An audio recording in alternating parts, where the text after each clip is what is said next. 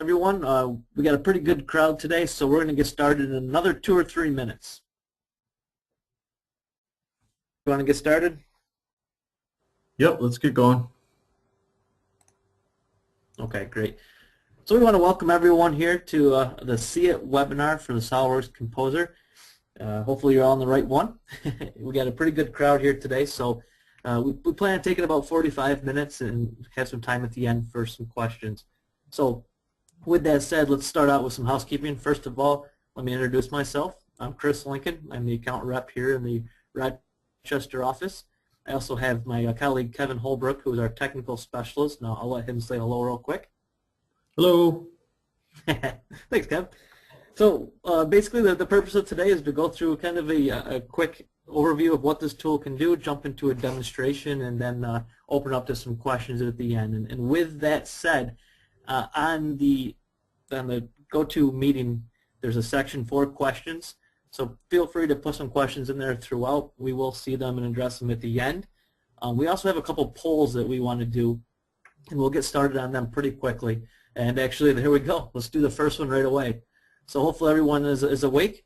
So if you could just take a second to answer this question for us, and we'll come right back to it.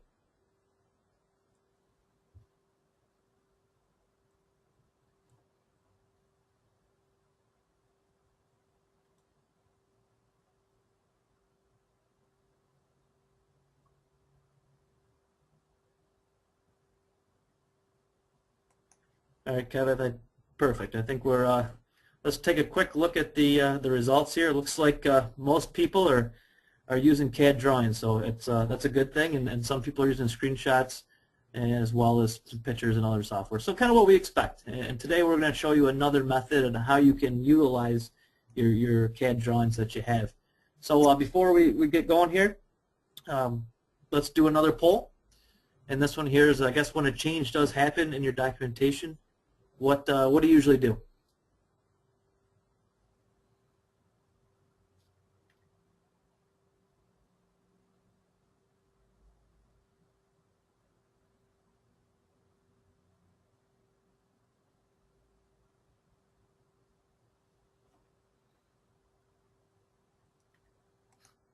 Good, thank you.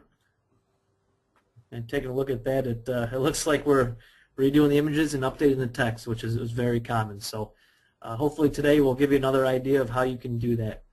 So Kevin, if you could, you want to give me control over this? Perfect. So here's our agenda today. Before we start, if you want that chat section at the bottom, it is lunchtime. Hopefully everybody's eating some lunch. If you would, and got a second, type in there what you're having. It'll give me an idea of what I want to do for lunch afterwards as well. Anyways, moving on to our agenda. Basically, we're going to give a little intro to who we are. We'll do a quick little typical process of what we usually see. We'll get into some research from a company called Tech Validate. We'll jump into a demonstration that Kevin will be leading. And after that, we'll also show some other capabilities that the tool can do, and then finish up with some questions and next steps.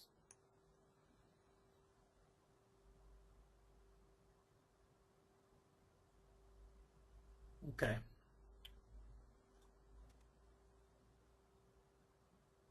Sorry about that, Kev. All right, Kev, can you just click through for me? All right, here we go. Sorry about that, everyone. A little bit about CAD Dimensions. We've been around since '89. We've been a SOLIDWORKS reseller since '95, and we've grown pretty big now. We have almost 45 employees and do serve almost 8,000 users in the upstate New York area now. And with that, we have offices, obviously, here in Rochester. We have in Buffalo, Albany, and Syracuse as well. Also going to be looking into the Pittsburgh area, which we just opened up an office as well. So moving on. Here's kind of a quick overview of what we have here. Obviously, most of you are SOLIDWORKS users. If you're not, we do have a design package called SOLIDWORKS as well. But the one that we're really focusing on today is our top left-hand corner. Okay, we could just do a quick, there we go, as our communication tool. This is Composer, and this is what we're spending our time on today. So let's jump into our next slide here, which is basically the common steps. And this is what we're seeing for most of the processes out there. Whether we're starting out with a SOLIDWORKS or any CAD tool for that matter, the design is done. After that, we have some sort of image or a capture of that image done with usually a camera. Now we're going to modify that in some sort of program. Our next step then is to get that into a publishing tool, whether that's Word, Excel, what have you, to arrange it. And then finally we're going to output that usually in a PDF document, which gets to our final output. And as you can see, it's serial, right? Every step happens one at a time. It is time consuming. And then what happens, if there's a change needs to be made, right? Now that makes us do the rework, goes all the way back to taking that image again, doing that modification, and starting that process again. So what we're looking to do with a tool like Composer is really streamline this process. And really what this is going to do, if you would, Kev, one more, is we're going to make this a lot shorter process, right? Where you want to stay connected because you're going to get updates that are much more efficient. They're going to become earlier in the process. You can start your documentation now when the product design is going on, and when changes are made, we can do that on the fly, so to speak. So it's going to allow us to do higher quality documents. It's going to reduce the overall time to create that content as well, and hopefully get our product or our documentation out the door quicker. So jumping into the next topic here is this research was done by Tech Validate, and this was done about 150 Composer users across the country, and we'll get back to some of the other results, but one I want to show here in the beginning is what some of the issues are that why people look to have a tool like Composer to help this. And as you can see, a lot of it's to streamline the creation of technical publications, to increase the quality of what they're currently doing, as well as to maximize CAD data. Most everybody now is using some sort of 3D CAD. So why not utilize what you have to make your documentation more effective and more efficient? So as you can see, this is some of the reasons why people are making that switch. Moving on. Just a couple other things I think are interesting to point out with this research. Some of the features that Composer has, and then which would be on your left-hand side, and then on the right-hand side is really what they're using for. Today our focus is really going to be assembly instructions. We will touch a little bit on some of the other tools, but really, as you can see, assembly instructions and product manuals are the bulk of why people are using a tool like this. But it's also good to know some of the other capabilities. Some of the things good to point out is the ability to leverage this CAD data to be able to do quickly and efficient exploded views, and the ease of use are some of the big reasons why people enjoy this tool. So with that, that's probably good for me at this point. Kev, you ready to jump in and have some fun? Absolutely. So what I did for a product is I just found something that was semi-interesting and figured we'd create some instructions on how to assemble this particular product. It's a double-kicked bass pedal stand for a bass drum, and I pulled it off of GrabCAD. If you're not familiar with it, I would definitely check it out. There's a lot of neat stuff out there in GrabCAD. But I first want to talk a little bit about, maybe some of the processes that you're currently using to fulfill your documentation. I saw on our poll that there's a lot of you using CAD drawings or screenshots to accommodate the images used within your documentation. And there's a couple of things that are both good and bad about doing this. First of all, the good, you're taking advantage of the work that's been put in the design side to create a model that's realistic, that matches what it is that you're manufacturing, and utilizing that.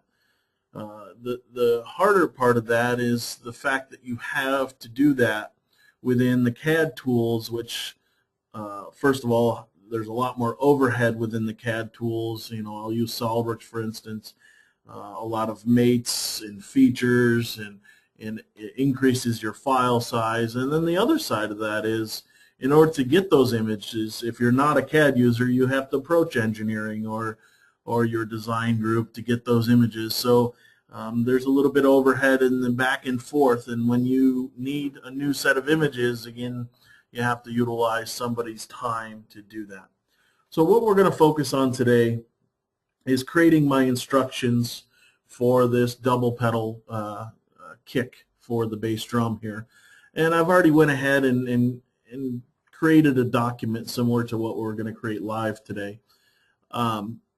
this is the traditional documentation where you have images that you want to describe a process. The problem with the traditional method is that if you're using screenshots or you're using digital pictures, you tend to either not be able to get the shot to perfectly illustrate what it is that you're trying to do, or you just don't put enough images in to really illustrate what you need. And when you get into a tool like SOLIDWORKS Composer, it's going to give you the flexibility to put the images in, more images, therefore giving you the ability to reduce the amount of text. Now, this is a very simple document, just a Word document with 8 images in it, but we're going to go through how that's created. Now let's start in SOLIDWORKS Composer. How do we get going within the tool? Well, the first thing is SOLIDWORKS Composer is a standalone interface. It's also CAD neutral. We talk a lot about the SOLIDWORKS brand, but in this case, it doesn't matter what CAD tool that you're using. What you're going to do first off is go to a file open where you'll see all the authorized 3D files to be imported into Composer. And when I go to the document that I want to import, there's options as far as how I want to import. Some of these accommodate other tools like CATIA, some for SOLIDWORKS, some for Pro-E and Inventor. But let me just open this up so you can get just a sense of some of the formats that we can import here. You can see the Pro-E, the SOLIDWORKS, the Inventor, the CATIA, and then a lot of the functionality that we're talking about today also supported in just neutral formats, IGES or STEP. In this particular case, it's just a SOLIDWORKS file. We set the settings the way we want it, and then we tell it to go ahead and open this document into Composer. Now, what does that mean? At this point, it's only pulling in what it needs. It doesn't need all the features and how something was created inside of the CAD tool. It doesn't need all the overhead of the particular CAD tool. It's going to bring it in, and then it's going to supply us with a couple things. It's going to bring in the full assembly tree, and it's going to bring me in a tree that allows me to add other things to my CAD model. Now let's take a quick look through the interface before we get started. Like a lot of the traditional Windows tools today, you have the series of tabs at the top of your interface that organize your tools into like areas. We also have the right-click method, which you're going to see me use quite a bit today. A quick way to access particular tools. There's a series of tabs off the left-hand side that we're going to focus on, and I'll go through each of those here in just a moment. Now the key at this point is now I've been able to utilize the CAD data, all that time and work that engineering and design is put into this, and now I have the flexibility to make my documentation the way I want it to look. Now the key to being able to do that is you need to be able to manipulate the CAD data, the views, the colors, how everything looks down to the minute detail. And how we do that is through properties. When I say properties, literally everything that you touch inside a Composer has a property or a setting, a way to make it look a certain way. Before we get setting properties, the first thing I want to do when I pull it in is snap a picture of how it comes in. Now, when I say snap a picture, this is equivalent to grabbing your digital camera, going out on the shop floor and snapping that picture, except I'm doing it digitally inside of Composer. When I snap the picture, it captures the information. I can also rename the picture as I have it, and this is exactly how the model came in as I was working. Now, I have control over panning, zooming, rotating, and all these properties that we just talked about. Now the first thing I want to do is I want to create a cover image for my document, and we're going to actually show how to assemble the left kickstand here. And in order to create this document, I want to be able to control things like the background, the colors, and we're going to do this through the use of properties. First thing is we'll go to our Render tab where I can turn on things like shadows. I can turn on a mere floor, and you'll notice that I still have the DSS logo. Now let's talk a little bit about all these other things that you're going to see along with the images, like the floor. All the things that you add to an image that you typically might pull into Adobe and add arrows and notes, we call those collaborative actors. Now, any actor that I add to an image gets stored in this collaboration tree. It's basically a series of folders that organizes the things that you've added to your images. Makes it real easy to get in and out. Well, one of those I want to work on here is my ground.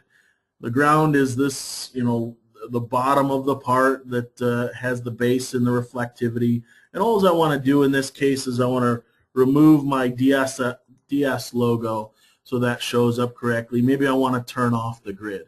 I can also control things like the background color. Maybe I want it to be all white. I have a perspective view I can turn on as well, turn on and off that perspective view. Now, in a lot of cases, these properties that we change can be set as defaults, set as favorites. We call them styles in Composer. And I have a style for my background where it's all black background. And now I can kind of get the image exactly the way I want it to look on the cover. And when I get what I want, I just snap the picture. Now, I still have some more work to do because some of the materials don't look the same color as how we're manufacturing this thing. So I want to maybe make some changes to that. But what I can do here is I can select the individual components. For instance, maybe these 3 or 4 components. And as soon as I select them, the properties for those components show up on the left-hand side in our Properties pane. And I could come in here and make a change to those properties. In this case, make them blue. Maybe these vertical pieces I want to show up a little bit differently. I can select those vertical pieces and I can add environmental effects. I can make them look like chrome or plastic or gold. In this case, maybe we'll make them look like aluminum. And now that I have the image the way I want, all I have to do is update the existing picture that I have, and all the changes will show up there. I maybe want to call this my cover. Now, moving on, we want to start with our assembly instructions, but I really want to isolate this left kick piece because we're going to show the assembly of this particular piece. Maybe I want to go back to my white background. Maybe I want to turn off my ground and shadows. I get it the way I want it. Now I want to isolate just those particular components. Now think of this in the CAD world. I'm dealing with sub-assemblies. I need to understand how they put the assembly together. In this case, all I'm going to do is window select the components that I want, and I go over to the assembly tree. Now this is the same assembly tree that you would see in the CAD tool. And notice all the components I've selected are highlighted. And I can create what we call a selection set. And I'll just call this my left pedal. Okay? I've just created my own way of organizing the tree so I can turn on and off the left pedal. If I select that left pedal, I can tell the software, you know what, only show what I have selected and hide everything else. Okay, I may want to turn off my perspective view in this case. We'll go ahead and look at what we have. Maybe there's another component that I don't want. Very simply, I just hit H on my keyboard and I get rid of the components that I don't want. So here's maybe the first image that we want as part of our assembly instructions. I just snap the picture.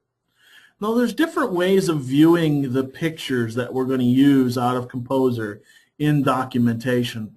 Well, we can render them in different modes, and right now I'm rendering this as smooth, but just like in their CAD models, I can outline it with a color.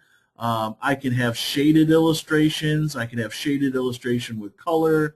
I can even have silhouette or line art type views that I can utilize. In this case, we're going to just stick with a smooth outline, and I could go ahead and again update this particular component.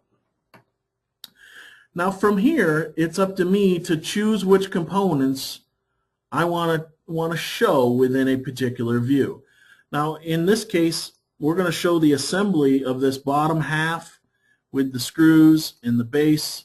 So maybe I want to make some selections to show what it is I want to use in the first image. So again, I have control over what I'm selecting. I can tell the software, show what I have selected and hide everything else. And it brings just those individual components into view that I want to work with. Okay. Now what you're seeing, that paper around me, is the physical image border. So you know how much of it's cut off, how much is perfectly within the window, and then you just snap your image. Now what I'm really trying to do in this case is I want to show the fact that we have to assemble these 4 bolts. This is actually step 1. In order to do that, I need to have a couple things. I need the ability to move components, and then I need the ability to either use arrows or lines to show where those components will go. Well, a little concept with Composer. When you bring files in, everything has a neutral location, or the as-built location, similar to what we started with up here. And the software always knows where that location is. So from there, I have to just move components, and I can go ahead and perform a translate or rotate, and there's several tools in here to help me do this. But I just select the components I want to move, in this case the 4 fasteners, and I just drag them up to show that they're exploding. Maybe I want to take the entire brace here. I can also drag that up as well. Now from here, I might want to author lines or arrows showing where it connects. And I want to just point out here, notice that 2 of the holes to assemble this thing are there, but 2 of the holes are non-existent. The reason for this, it really comes down to the fundamentals of why and when Composer gets embedded into your process. Composer can be utilized much earlier on in the design cycle. Therefore, you might get models like this where the design is incomplete. They haven't added all the holes, or there's extra holes, and there's going to be changes down the line. But that's okay. I can start my documentation, get my images prepared while the design is still being worked on. We're going to show a little bit of that. Now, in order to add other things to my image, we go to a tab we call the Author tab. Authoring is kind of equivalent to taking this into another product, adding your arrows, your dimensions, and cross-sections, adding other things on top of your image. In this case, what I want to add is, turn this off here, is some explode lines, essentially showing where these bolts come in and out. Now, these are just called paths. We can go ahead and supply those paths, and just like everything else in the software we've been mentioning, these paths have properties associated with them. So if I select my paths here, I can go ahead and start to modify the properties. For instance, maybe I want the line type to be a little different. We'll go with these dashed lines. I could change the width of those lines as well. I can make them a little bit thinner so they look a little better. Maybe I don't want a point at the end here. Maybe I want an arrow at the other end showing how they go in and out. Maybe I want to make sure that this line shows up behind the actual bolt itself. And once I get the image the way I want, all I have to do is update the existing digital picture that I have. Now I may also want to author things like labels. Now what labels do is they attach to the physical parts in the graphics area, and they provide us with information, whether you type it in or whether it gets that information from the CAD model. For instance, if I select this bolt here and scroll down here, it does have some information about the bolt, like the configuration name or the size or a description, and it gets that from the CAD tool as well. And when I find what I want, I just tell it I want to update the view. Now in a lot of cases, you can't accommodate this image with a digital picture. Okay, you can't show it exploded, it's hard to do. But you also want to show it both taken apart and put together. Now as I mentioned before, everything has a home position. So all I have to do with the software now is to tell it to restore everything back to its neutral position. And then I snap the same image. Now what I've just done there is shown the assembly step. And I've done that with two images. In order to activate a previous image, you just double click on it, and the software is going to show me and interpolate between the two images. And now I can very easily show with two images how this thing is assembled. And I can continue moving on. Now each of these little notes I put on here, all I have to do is hide them, and I can go ahead and work through my tree and start to assemble the next part of this. Now the next part of this is the base. Notice there are no holes here for the heel plate. I'm just going to go right to my assembly tree under my tools at the bottom there and find, first of all, the two pan crossheads and the heel that we're going to assemble on next. And I can do the same thing in this case, as I can go ahead and start to take these pan heads, pull them out, maybe take the heel, explode it off of here, put some notes on there, capture an image. All this is typical within the process. But I wanted to just show you a few of the things that you might put on here. Some of the arrow styles that you might be able to utilize. Let me zoom in here a little bit. I can supply an arrow that is locked to the axis of the part.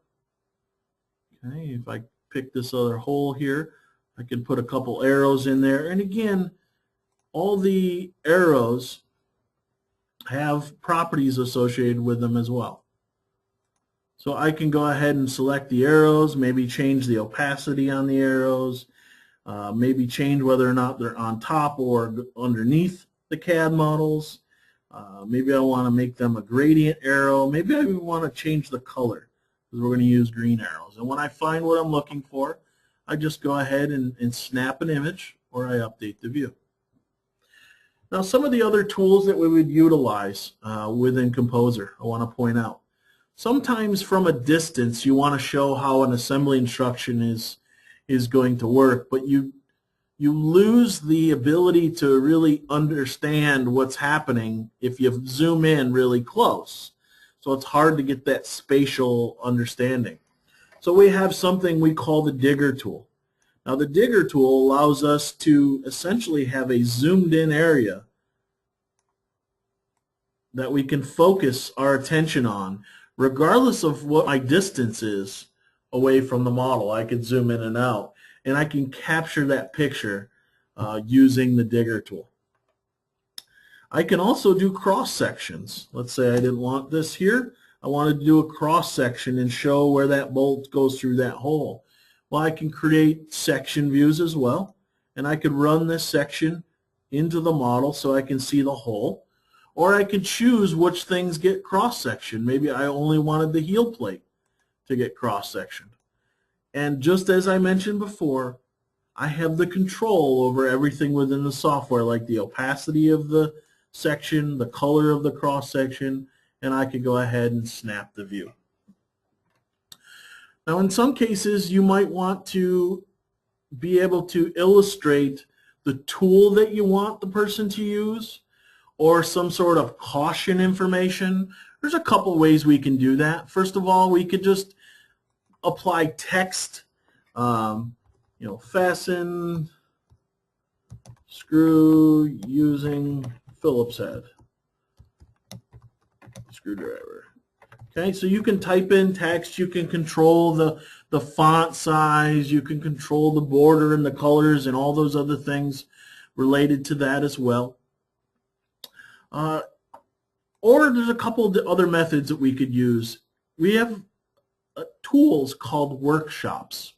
Now workshops are like separate little interfaces that perform particular functions. Well, I have a workshop that's an image library. Now the image library is nothing more than bitmaps that either you've pulled off the web or you've made yourself. That just illustrates something else that maybe you don't have modeled up. In this case, I need to put Loctite on these fasteners. Well, I can just drag the image of Loctite directly from my image library and reuse it directly on the view that I just created. In some cases, let me go back, let's go to here for a moment. In some cases, it may benefit you to actually bring in a 3D model. And we have something to do that as well. We have the ability, and this, I'm just going to jump into my library here for a moment, to go out and create a library of 3D models we want to insert in here as well. And I have just some 3D tools. And again, a lot of these just came from GrabCAD. I just went out there and grabbed those. And in here, I have several screwdrivers, and I could just drag and drop a physical screwdriver right to the image itself. And now I can take this screwdriver and I can move it where I want within the image. Okay, and this is just with the move commands that we were showing a little bit earlier. So I can move and rotate it, get it positioned where I want it, and actually illustrate the tool that I want to use to assemble using a 3D model in this case. And when I have what I need, again, I just go ahead and create my view. Now, I'm going to just jump back to my kickstand here for a moment for the full thing, because there's another workshop called Bill of Materials. Now, I showed you a little bit of the view types here, and one of those view types is where I can render this in a silhouette, and this is a great way to do this. But I may want to just create a bill of materials showing several of the main components on this particular assembly. And with the BOM workshop, it facilitates the creation of bill of materials within the system. What I can do is pre-select the things that I want on the bill of material. Okay.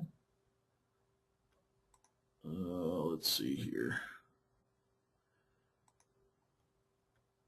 Let's see. All right. I want several components here that I want on the bill of material. I'll tell it to generate BOM IDs. What it does, it starts to create a bill of material. I can tell it to create callouts. I can tell it to hide or show the bill of material table. And now I have control over the balloons, the table, and all that information. For instance, I may be able to change the size and location of that table, maybe change the font that's being used, change the location of the balloons. Again, and when I got what I want, I just go ahead and snap an image. Now, two other workshops I want to talk about. One called High Resolution Image, and the other one called Technical Illustration. Composer allows you to take these pictures that we've just created and export them as raster or vectorized images. And the difference between them really comes down to this fundamentally. A vectorized image is an image that you can scale to any size and it doesn't lose its quality. A high-resolution image like a JPEG bitmap, they will only scale to a certain size and they start to become pixelated. So you can do that from both of these workshops here. But I'm going to take you into one that's completed, and let's talk about how we get this into a document. So I've went ahead and I've created all the step-by-step instructions, and let's just bounce through each of these so you can see what it looks like. Go ahead and assemble the heel. I can assemble the top portion puller. I use my digger tool. Okay, so I've went ahead and created all the instructions to assemble this left portion. How do I get this to a document? Now, my document in this case I showed you was just a Word document. I'm going to open up that Word document because I want to let you in on some things that Word has available to you that you may or may not be using. When I insert a picture in Word, I have the ability to insert and link. Something you may not know is there. When I do an insert and link, what happens is every time you open the Word document, it's looking for that picture somewhere else on the drive. And if that picture changes, when you open the Word document, it will update.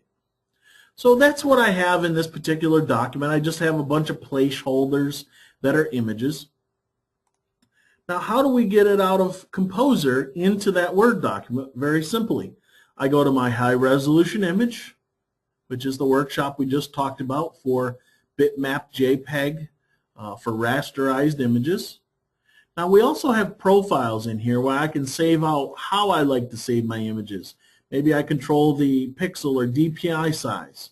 I can set my quality settings very high. I just tell the software where I want to save these images. Okay, and to save all of them in one shot, and the software just went ahead and saved all those images into that folder that I wanted it to. Now that I open that Word document, you'll see that the Word document now has all the images that we just created. Okay, now take you back to Composer just for a moment before we do an update here. The other type of image is a technical illustration, a little bit different. So if I go to maybe my parts list here, and I want to create an illustration of the parts list, the file format's a little different, called SVG here, and I can save this out, but I also get a preview of what you're going to get with an SVG file. Remember, these are scalable to any size, don't really affect it when you scale it up.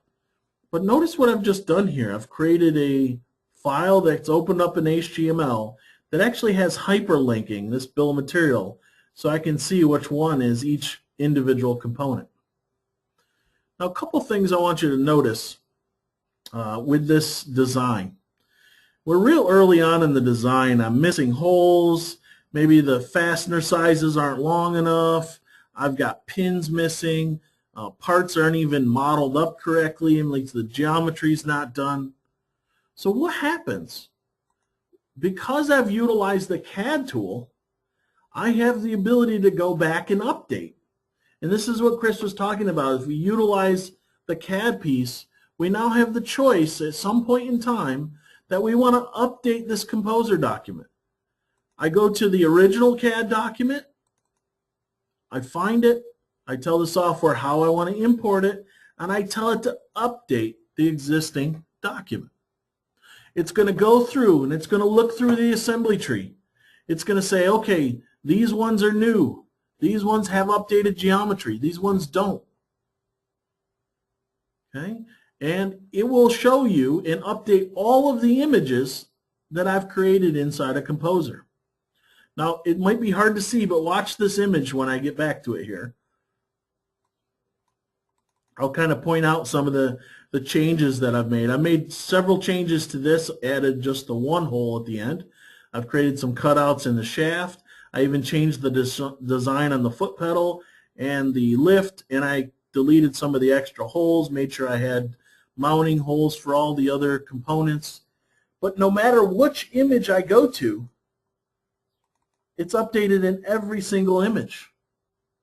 It's already done for me. Okay, let me go to this one. This might be a little more evident. Zoom in here. You can see some of the things I've made on this particular shaft here. So the update is very simple in this case. Well, how do I get it to update in the document? I've made my change here. Well, I just tell the software, once again, I go to my high resolution image, I do my save as, I tell it where I want these to be located, and I save them out. I'm basically overwriting what I had before. And I'm just going to close this out, because as soon as I reopen that Word document again, okay, the software is going to go ahead and pull the latest version of each of those files. Now, it's kind of hard to see, but you can see some of the cutouts. This just goes to the accuracy of your documentation. If I've used the CAD models up front, I'm going to have a higher level of accuracy going forward. And that's truly the key of Composer. Okay, Chris, that's what I had to show here. Great, Kev. That's a pretty cool tool, that's for sure. So the best part is what you saw there is a good start and what a lot of our customers are using it for, but there's more to it, right? So here's a couple of things that we didn't get into that you can get to and this is doing 3D interactive content. So this is a website on the left that you can actually post to, go through that way for instruction manuals. You can create some pretty neat animations. There's an example of one there. That says a lot, right? You don't need a whole lot of text when you see something like that to assemble. Moving on to some other things it can do, Kev, if you would. So you can do exploded views, which he did show you. You can do some other things with it. You can do some vector graphics, raster graphics. There's some images that go along with it. Some high resolution images that can change colors. You can do some shaded illustrations. You can do some interactive bill of materials. Going further, silhouette, wireframe, flat renderings that you can do as well. Some interactive storyboards. We didn't even really show you how you can actually do different parts, and those can be linked to go to different web pages or different drawings or different PDFs.